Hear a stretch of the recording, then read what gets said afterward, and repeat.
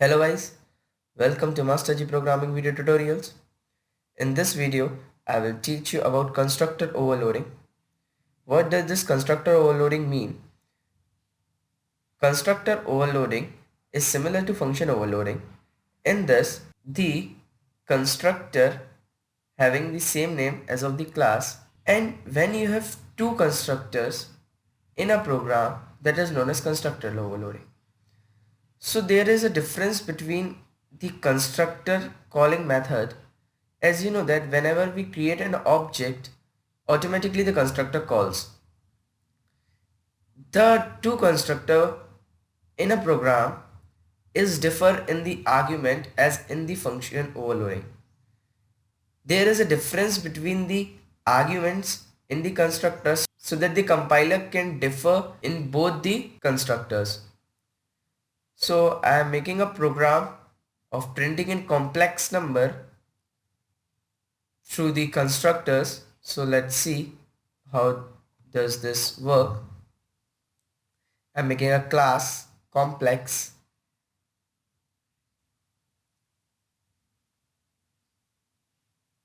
taking two data members float x and y, complex function that is constructor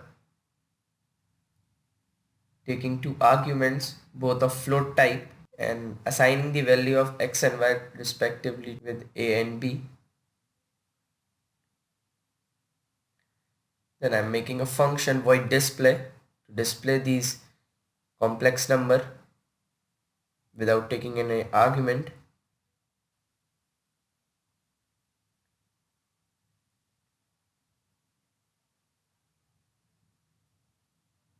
Cout x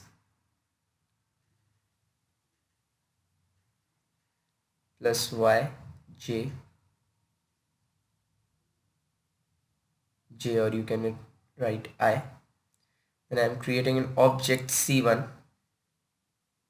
Now you can see it here, the object c1 doesn't gives any argument, so it will provide an error to you as there is a single constructor in a program and it has arguments both of float type.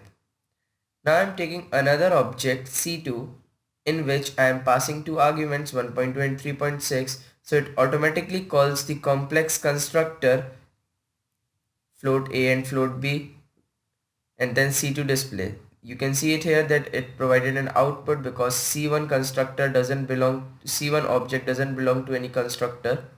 Now I'm making another constructor with no arguments, so it will not give an error because in c1 object I haven't called any parameter. Now I'm making another constructor with a single argument float t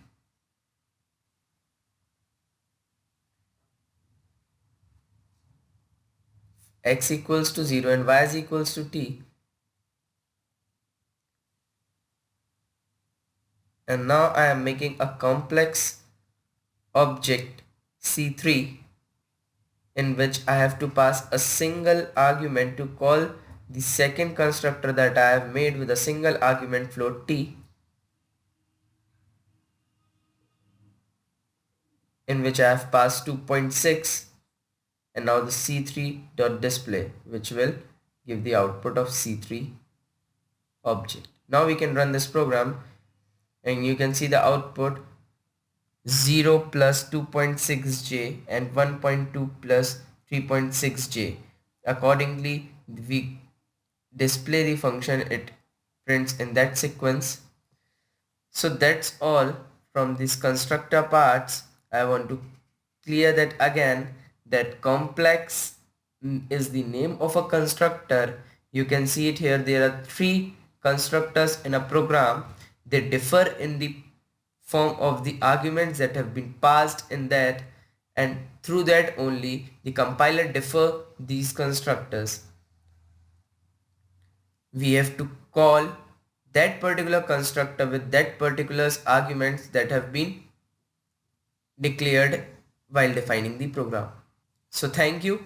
We'll meet in next video in which I will teach you some other topics related to C++. So subscribe our channel Master G.